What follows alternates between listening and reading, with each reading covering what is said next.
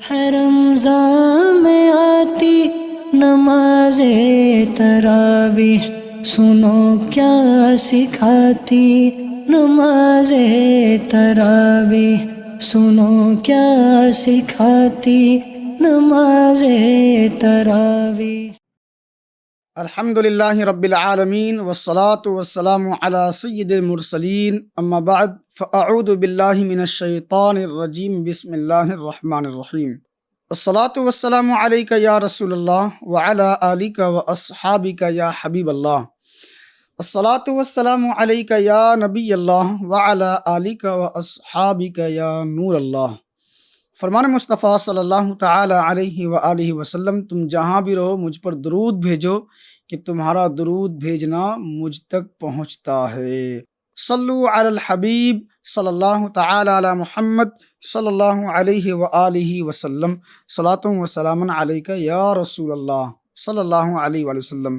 FGN channel کے ناظرین، الحمدللہ آپ کی خدمت میں سلسلہ درس تراویح لیے حاضر ہوئے ہیں اور اس کا 24واں پارہ آپ کے سامنے آج پیش کرتے ہیں۔ ان آیات میں 24ویں پارے میں اللہ پاک نے ہمارے لیے کیسی روشن رہنمائیاں فرمائی ہیں، ہم اس کو جاننے کی سعادت حاصل کریں گے۔ تو آئیے 24ویں پارے کو پڑھتے بھی ہیں، اس کو سمجھتے بھی ہیں اور اس کے مختلف مقامات سے آیتوں کے ذریعے سے اللہ کی معرفت کو سمجھتے ہیں، اللہ کے احکام کو سمجھتے ہیں، اللہ پاک نے جو اس میں رہنمائیاں فرمائی ہیں اس کو بھی جاننے کی سعادت حاصل کرتے ہیں۔ پارہ 24 سورۃ الزمر آیت نمبر 32 یعنی 32 نمبر کی آیت میں ارشاد ہوتا ہے، فمن اظلم ممن کذب علی اللہ وکذب بالصدق اذ جاءہ، تو اس سے بڑھ کر ظالم کون جو اللہ پر جھوٹ باندھے اور حق کو جھٹلائے جب اس کے پاس آئے۔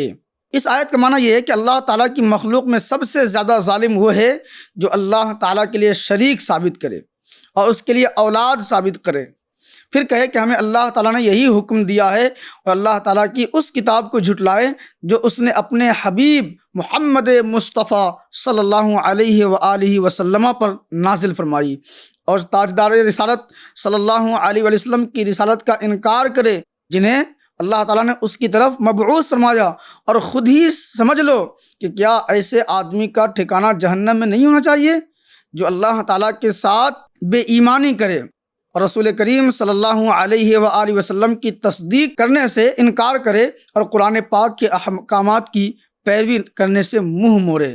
تو ایسے لوگوں کا ٹھکانہ کیا ہے؟ جہنم بیان کیا گیا ہے۔ پھر قرآن کریم کی آیت نمبر 34 میں ارشاد ہوتا ہے، لَهُم مَّا يَشَاءُونَ عِندَ رَبِّهِمْ ذَلِكَ جَزَاءُ الْمُحْسِنِينَ، ان کے لیے ہے جو وہ چاہیں اپنے رب کے پاس نیکوں کا صلہ۔ اس آیت میں متقی لوگوں کے لیے اخروی انعامات کو بیان کیا گیا ہے، چنانچہ اس آیت کا خلاصہ یہ ہے کہ ان متقی لوگوں کے لیے دنیا میں اچھے اعمال کرنے کے بدلے آخرت میں ہر وہ نفع ہے جو وہ چاہیں گے اور ہر طرح کے نقصان سے محفوظ بھی رہیں گے۔ اللہ تعالیٰ کے مقرب بندوں کو کیا کیا خصوصیات ملیں گی؟ اللہ پاک انہیں جنت عطا فرمائے گا، پھر اس سے پہلے میدان قیامت میں اللہ انہیں عرش کا سایہ عطا فرمائے گا، اپنے محبوب بندوں کی شفاعت میں داخل فرمائے گا، پھر جنت میں اہل جنت کو اللہ کا دیدار نصیب ہوگا۔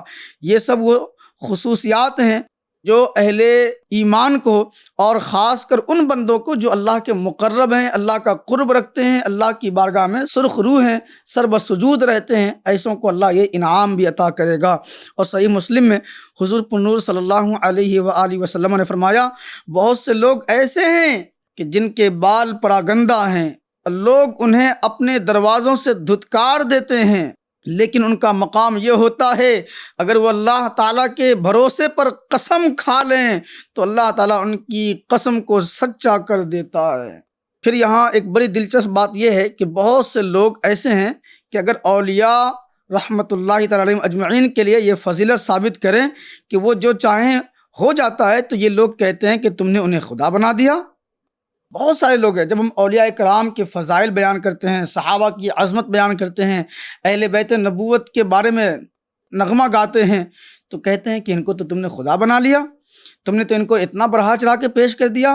اللہ نے ان کے بارے میں فضائل بیان فرمائے ہیں، الا ان اولیاء اللہ لا خوف علیہم ولا هم يحزنون فرمایا ہے، کہیں فرمایا الذین آمنوا وکانوا یتقون، کہیں فرمایا ان الذین آمنوا وعملوا الصالحات سیجعل لهم الرحمن ودا فرمایا ہے، کہیں اللہ تبارک و تعالیٰ نے ان کے بارے میں فرمایا لهم ما یشاءون عند ربهم ذلک جزاء المحسنین فرمایا ہے۔ تو یہ آیات بھی اور پھر کثیر احادیث جس میں اللہ کے نبی صلی اللہ علیہ وآلہ وسلم نے فرمایا کہ حدیث قدسی اللہ نے فرمایا ہے من عاد لی ولیا فقد آذنتہ بالحرب، کہ جس نے میرے کسی ولی سے بغض رکھا، دشمنی کی، عداوت رکھی، اللہ فرماتا ہے میں اس سے اعلان جنگ کرتا ہوں۔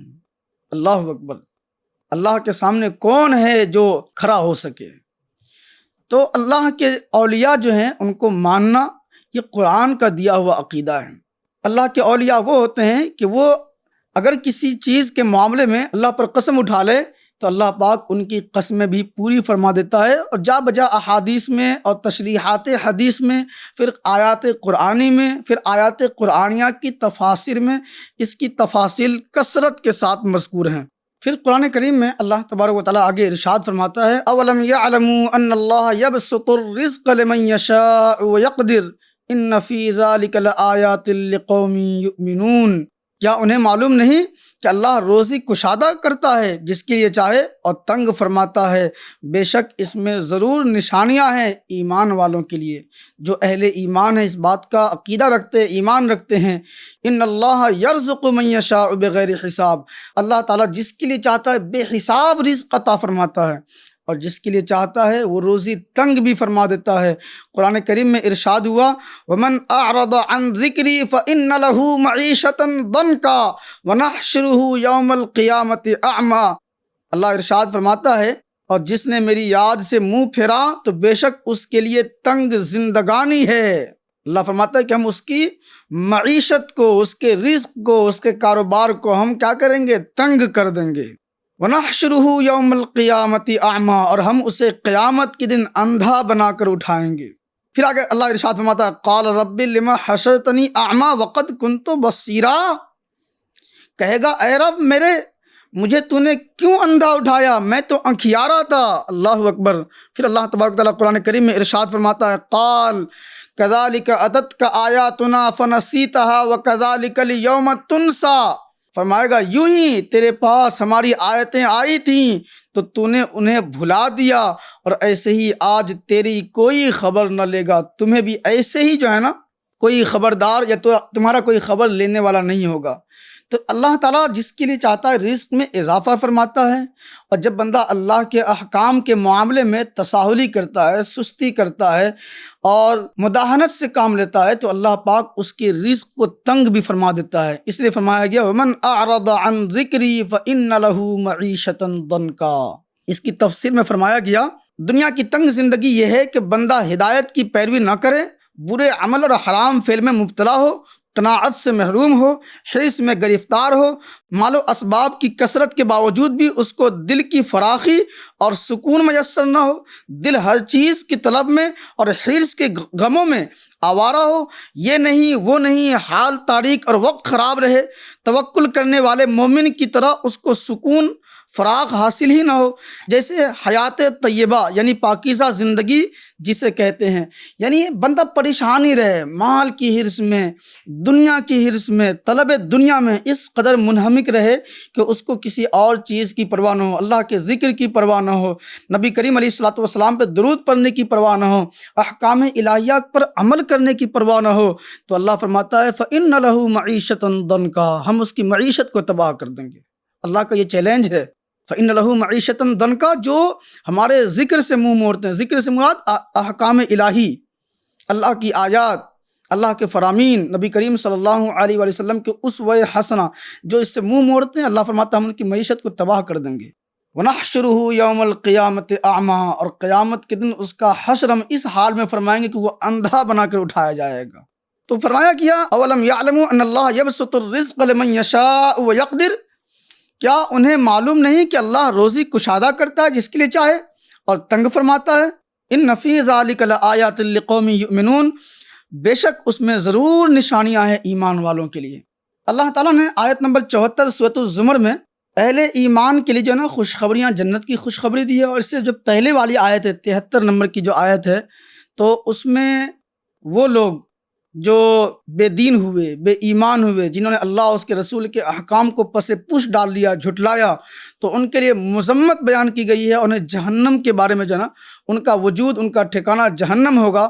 اور جو ایمان والے ہیں، جو اللہ پر توکل رکھتے ہیں، اللہ پر یقین رکھتے ہیں، پھر جو اللہ سے ڈرتے ہیں، تو اللہ تعالیٰ نے ان کے لیے صفت بیان فرمائی کہ وہ اہل جنت میں سے ہوں گے۔ آیت نمبر 73 اور 74 یعنی 73 اور 74 نمبر سورۃ الزمر میں ارشاد ہوتا ہے وَسِيقَ الَّذِينَ اتَّقَوْا رَبَّهُمْ إِلَى الْجَنَّةِ زُمَرًا حَتَّى إِذَا جَاءُوهَا وَفُتِحَتْ أَبْوَابُهَا وَقَالَ لَهُمْ خَزَنَتُهَا سلام علیکم طبتم فادخلوها خالدین وقالوا الحمد لله الذي صدقنا وعده وأورثنا الأرض نتبوأ من الجنة حيث نشاء فنعم أجر العاملین۔ اللہ فرماتا ہے اور جو اپنے رب سے ڈرتے تھے ان کی سواریاں گروہ گروہ جنت کی طرف چلائی جائیں گی۔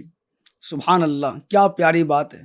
جو اللہ سے ڈرتے تھے ان کی سواریاں گروہ گروہ جنت کی طرف چلائی جائیں گی، یہاں تک کہ جب وہاں پہنچیں گے اور اس کے دروازے کھلے ہوں گے اور اس کے داروغہ ان سے کہیں گے سلام تم پر، تم خوب رہے تو جنت میں جاؤ ہمیشہ رہنے۔ اور وہ کہیں گے سب خوبیاں اللہ کو جس نے اپنا وعدہ ہم سے سچا کیا اور ہمیں اس زمین کا وارث کیا، ہم جنت میں رہیں جہاں چاہیں۔ تو کیا ہی اچھا ثواب کامیوں کا، یعنی جو کام کرنے والے، کامیوں سے مراد جو لوگ اللہ کے احکام پر عمل کیے، اللہ کا خوف پیدا کیا اور اللہ تبارک و تعالیٰ کی نعمتوں پر شکر بجا لائے، دیگر جو اعمال حسنہ ہیں اس کی بجا آوری میں لگے رہے، تو اللہ تعالیٰ نے ان کے لیے خوشخبریاں بیان فرمائی ہیں۔ پھر ارشاد باری تعالیٰ ہے وَتَرَى الْمَلَائِكَةَ حَافِّينَ مِنْ حَوْلِ الْعَرْشِ يُسَبِّحُونَ بِحَمْدِ رَبِّهِمْ وَقُضِيَ بَيْنَهُمْ بِالْحَقِّ وَقِيلَ الْحَمْدُ لِلَّهِ رَبِّ الْعَالَمِينَ۔ اور تم فرشتوں کو دیکھو گے عرش کے آس پاس حلقہ کیے اپنے رب کی تعریف کے ساتھ، اس کی پاکی بولتے، اور لوگوں میں سچا فیصلہ فرما دیا جائے گا اور کہا جائے گا کہ سب خوبیاں اللہ کو جو سارے جہان کا رب ہے۔ تو اس میں اللہ تبارک و تعالیٰ نے مومنین کے اوصاف بیان کیے ہیں، اور مومنین کو جو جنت میں داخل فرمایا جائے گا تو اللہ پاک نے اس کا ذکر بیان فرمایا ہے۔ پھر قرآن کریم میں اللہ ارشاد فرماتا ہے یوم ہم بارزون لا یخفی علی اللہ منہم شیء لمن الملک اليوم للہ الواحد القہار۔ جس دن وہ بالکل ظاہر ہو جائیں گے، اللہ پر ان کا کچھ حال چھپا نہ ہوگا۔ آج کس کی بادشاہی ہے؟ ایک اللہ سب پر غالب کی، باقی دنیا کی سارے جاہ و جلال ختم ہو چکے ہوں گے، کوئی روب والا نہ ہوگا، کوئی اس وقت عہدہ اور منصب کام نہیں آئے گا، صرف اور صرف کام آئے گا ایمان، اعمال حسنہ۔ تو جو صاحب ایمان ہوں گے، صاحب اعمال خیر ہوں گے، اللہ پاک ان کے لیے خیر کا معاملہ فرمائے گا۔ کیوں؟ اللہ نے ضمانت دی ہے اس بات کی فَمَن يَعْمَلْ مِثْقَالَ ذَرَّةٍ خَيْرًا يَرَهُ وَمَن يَعْمَلْ مِثْقَالَ ذَرَّةٍ شَرًّا يَرَهُ۔ جو ذرہ برابر بھلائی کرے گا وہ بھی دیکھے گا، اور جو ذرہ برابر برائی کرے گا، شر کرے گا، بدماشی کرے گا، یا ظلم کرے گا، جور کرے گا، ستم کرے گا، ستائے گا، ایک دوسرے کا مال ناحق کھائے گا، تو اس کا بھی انجام دیکھ لے گا۔ قرآن کریم میں اللہ تبارک و تعالیٰ نے اور بھی جو ہے نا مذمت بیان کی ہے اور اس کی حقیقت کو بیان کیا ہے۔ قرآن کریم بیان کرتا ہے آج ہر جان اپنے کیے کا بدلہ پائے گی، آج کسی پر زیادتی نہیں، بے شک اللہ جلد حساب لینے والا ہے۔ سبحان اللہ، یہ اللہ کی شان ہے کہ اولین و آخرین جمع ہوں گے، ہر کوئی تھر تھر کانپ رہا ہوگا، کسی کو دم مارنے کی بھی اجازت نہیں ہوگی۔ اس وقت میں صرف اور صرف اللہ تبارک و تعالیٰ کی ذات ہوگی جس پر فضل فرمائے گی، وہ ذات جس پر فضل ڈال دے، جس پر فضل فرما دے، جس پر اپنی کرم کی نگاہ فرما دے، کرم کی نظر فرما دے، تو اسی کا بیڑا پار ہوگا، باقی سب کے سب جو نا اولین و آخرین پریشان ہوں گے۔ ہاں، اللہ پاک کہ آخری نبی محمد عربی صلی اللہ علیہ وآلہ وسلم اللہ کے اذن سے، اللہ کی اجازت سے شفاعت کا دروازہ کھولیں گے، جب شفاعت کا دروازہ کھلیں گا تو امام اہل سنت اعلیٰ حضرت رحمۃ اللہ تعالیٰ علیہ یاد آتے ہیں، پیش حق مصدع شفاعت کا سناتے جائیں گے، آپ روتے جائیں گے، ہم کو ہنساتے جائیں گے، وسعتیں دی ہیں خدا نے دامن محبوب کو، جرم کھلتے جائیں گے، آقا چھپاتے جائیں گے۔ علامہ حسن بریلوی رحمۃ اللہ تعالی فرماتے ہیں نا، گنہگار پہ جب لطف آپ کا ہوگا، گنہگار پر جب لطف آپ کا ہوگا، کیا بغیر کیا بے کیا ہوگا۔ تو اللہ تبارک و تعالی میدان محشر میں صرف اپنے محبوب بندے کو اور سب سے پہلے آقا کائنات صلی اللہ تعالی علیہ وسلم کو اذن شفاعت عطا فرمائے گا، اور پھر اذن شفاعت کے بعد نبی علیہ السلام کی خیرات سے انبیاء کرام علیہم السلام پھر اولیاء امت بھی شفاعت کریں گے۔ تو یہ قیامت کا ماحول ہے، قیامت کا منظر ہوگا۔ اللہ تبارک و تعالی وہاں کی ہولناکیوں سے ہمیں محفوظ رکھے، اپنے عرش کا سایہ عطا فرمائے۔ پھر سورۃ المؤمن آیت نمبر 60 میں ارشاد ہوتا ہے، اللہ تعالیٰ ارشاد فرماتا ہے، وقال ربکم ادعونی استجب لکم ان الذین یستکبرون عن عبادتی سیدخلون جہنم داخرین۔ اللہ فرماتا ہے اور تمہارے رب نے فرمایا مجھ سے دعا کرو میں قبول کروں گا۔ وقال ربکم ادعونی استجب لکم، اور تمہارے رب نے فرمایا مجھ سے دعا کرو میں قبول کروں گا، بے شک وہ جو میری عبادت سے اونچے کھنچتے ہیں ان قریب جہنم میں جائیں گے ذلیل ہو کر۔ اللہ اکبر۔ جو اللہ کی عبادت سے منہ موڑتے ہیں، بھاگتے ہیں، روگردانی کرتے ہیں، احکام کی بجا آوری کے معاملے میں جھٹلاتے ہیں، اللہ کی آیتوں سے منہ موڑتے ہیں، تو اللہ پاک ان کے لیے فرمایا ان قریب جہنم میں جائیں گے اور ذلیل ہو کر جائیں گے۔ ان کے لیے کوئی عزت کا سامان نہیں ہوگا، سوائے رسوائی کے انہیں کچھ بھی حاصل نہیں ہوگا۔ ہاں، اللہ نے عزت مومن کی ضمانت عطا فرمائی ہے، وَلِلَّهِ الْعِزَّةُ وَلِرَسُولِهِ وَلِلْمُؤْمِنِينَ۔ عزت اللہ کے لیے ہے، اس کے رسول کے لیے ہے، وَلِلْمُؤْمِنِينَ اور مومن کے لیے ہے۔ اور اللہ کی یہ ضمانت صرف اور صرف دنیا کے لیے نہیں ہے، جو مومن ہوں گے، ایمان پہ جن کا خاتمہ ہوگا اور صاحب اعمال حسنہ ہوں گے، یعنی اچھے اعمال کیے ہوں گے، تو اللہ پاک ان کے لیے میدان محشر میں بھی آرام کا انتظام فرمائے گا۔ کون سا آرام؟ اللہ اپنے عرش کا سایہ بھی عطا فرمائے گا۔ تو دعا مانگنی چاہیے، دعا کے بڑے آداب ہیں۔ نبی علیہ الصلوۃ والسلام نے فرمایا الدعاء سلاح المؤمن، دعا مومن کا ہتھیار ہے۔ فرمایا الدعاء هو العبادہ، دعا عبادت ہے۔ پھر فرمایا کہ لا يرد فی القضاء الا الدعاء، اللہ تعالیٰ دعا سے تقدیر ہی بدل دیتا ہے۔